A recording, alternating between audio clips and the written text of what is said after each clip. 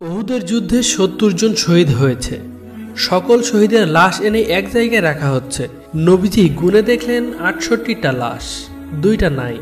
একজন তার চাচা হামজা রাদিয়াল্লাহু তাআলা আনহু আর একজন হানজালা রাদিয়াল্লাহু তাআলা আনহু। অস্থির হয়ে পড়েছেন নবীজি। সব সাহাবাদের পাঠালেন লাশ খোঁজার জন্য। হঠাৎ বোরকা পরা এক মহিলা এসে দাঁড়ালেন নবীজির কাছে। নবী তাকে চিনলেন না। মহিলা বললেন, ইয়া রাসূলুল্লাহ, আজকে আপনি একটা বিয়ে পড়িয়েছিলেন, মনে আছে? নবীজি বললেন, হ্যাঁ, আমি তো হানজালার বিয়ে পড়িয়েছি, যার বিয়ের খুশিতে আমি খুরমা খেজুর ছিটিয়েছিলাম।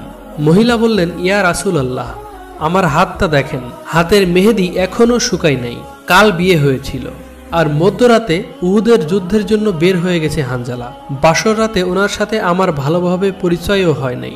যাওয়ার আগে শুধু বলে গেছেন, যদি দেখা হয় তাহলে দেখা হবে দুনিয়ায়, আর যদি শহীদ হয়ে যায় তাহলে দেখা হবে জান্নাতে।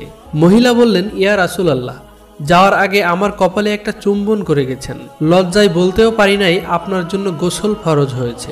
নবীজি কাঁদতেছেন। মহিলা বললেন, ইয়া রাসূলুল্লাহ, শহীদের তো আপনি গোসল দেন না, আমার স্বামীকে আপনি একটু গোসল দিয়েন। নবীজি সম্মতি প্রকাশ করার পর একজন সাহাবী দৌড়ে এসে বলল, ইয়া রাসূলুল্লাহ, হানজালাকে পাওয়া গেছে। সবাই গেলেন, গিয়ে দেখলেন সাদা কাফনের ভিতর লাশের মাথায় পানি। নবীজি হানজালার মাথায় হাত দিলেন। জিবরাইল আলাইহিস সালাম আসলো, এসে বলল, ইয়া রাসূলুল্লাহ, হানজালার কুরবানিতে আল্লাহ পাক এতটাই খুশি হয়েছেন যে আমার বাহিনীকে আদেশ করলেন তাকে নিয়ে আসতে। ইয়া রাসূলুল্লাহ, আমরা ফেরেশতারা তাকে তৃতীয় আসমানে এনে জমজমের পানি দিয়ে গোসল করিয়েছি, এবং তার শরীর থেকে যে সুগন্ধ পাচ্ছেন এটা আল্লাহ পাকের বিশেষ খুশবু, মিস্ক আম্বর আতরের ঘ্রাণ। আমরাই ওনাকে কাফনের কাপড়ে আচ্ছাদিত করেছি। সুবহানাল্লাহ। আল্লাহ তার প্রিয় মানুষকে কি পরিমাণ ভালোবাসেন, কি পরিমাণ সম্মানিত করেন তা আমাদের পক্ষে কল্পনা করাও অসম্ভব।